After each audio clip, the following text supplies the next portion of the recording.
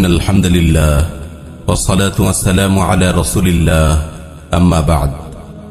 সূরা আদিয়াতে আল্লাহ তাআলা আমাদের জন্য অতুলনীয় এক দৃষ্টান্ত পেশ করেছেন। এটি এমন এক উদাহরণ যা আমাদের লজ্জাবনত হতে বাধ্য করে। এই সূরায় আল্লাহ তাআলা আদিয়াতের কসম করেছেন।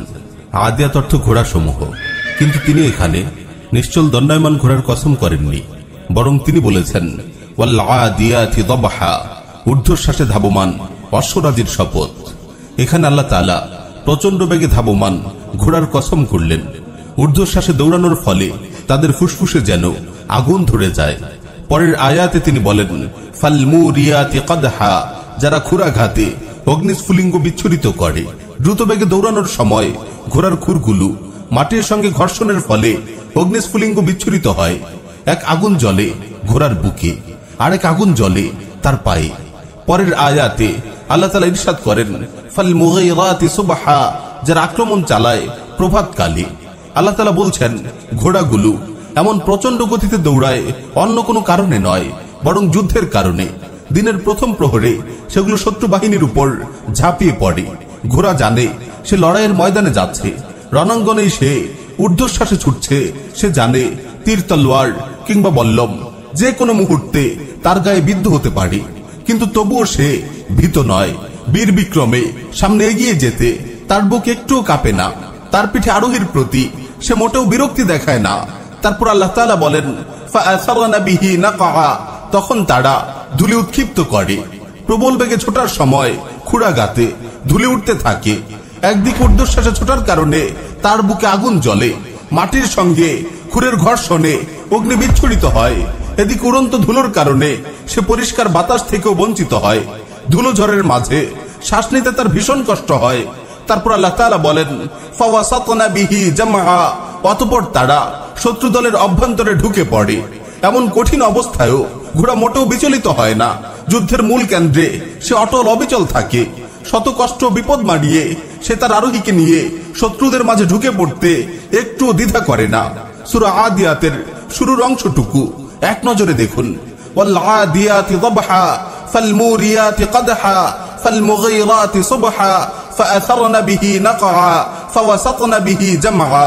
শপথ ঊর্ধ্বশ্বাসে ধাবমান অশ্বরাজির, যারা ক্ষুরাঘাতে অগ্নিস্ফুলিঙ্গ বিচ্ছুরিত করে, যারা আক্রমণ করে প্রভাতকালে এবং যারা ওই সময় ধুলি উৎক্ষিপ্ত করে, অতঃপর শত্রু দলের অভ্যন্তরে ঢুকে পড়ে। এরপর আল্লাহ তাআলা কসমের জবাবে বলেন ইন্নাল ইনসানা লিরাব্বিহি লাকানুদ, নিশ্চয়ই মানুষ তার রবের প্রতি অকৃতজ্ঞ।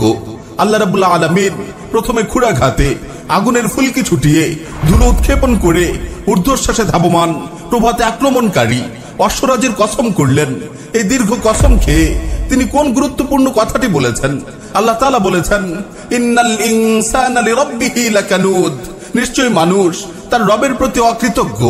কসমে ছিল ঘোড়া ও ঘোড়ার কর্মযজ্ঞের বর্ণনা, আর জবাবে কসম বা কসমের বিষয়বস্তুতে তিনি রবের প্রতি মানুষের আচরণের কথা বলছেন। তিনি মানুষকে আপন রবের প্রতি কুনুদ বা অকৃতজ্ঞ বলে ঘোষণা করলেন। এখানে একটি প্রশ্ন জাগে, আল্লাহ তাআলা ঘোড়ার এমন মর্মস্পর্শী বৈশিষ্ট্য বর্ণনা করে তার নামে কসম খেয়ে মানুষকে অকৃতজ্ঞ বললেন কেন?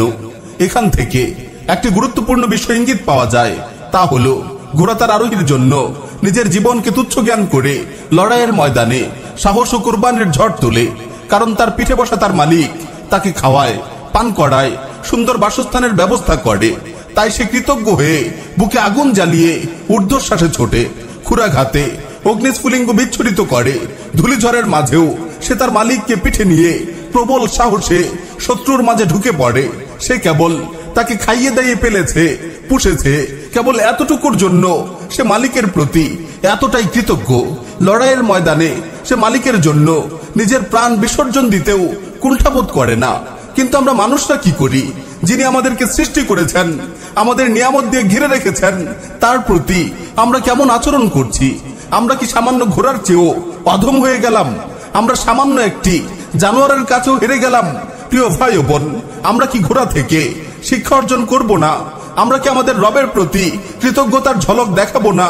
আমরা কি আমাদের মহান রবের জন্য কুরবানি দিতে এগিয়ে আসব না? আমরা কি আল্লাহর জমিনে আল্লাহর বিধান বাস্তবায়ন করার জন্য জিহাদের ঝান্ডা উত্তোলন করব না। আমরা কি আল্লাহর জমিনে আল্লাহর বিধান বাস্তবায়ন করার জন্য জিহাদের ঝান্ডা উত্তোলন করব না?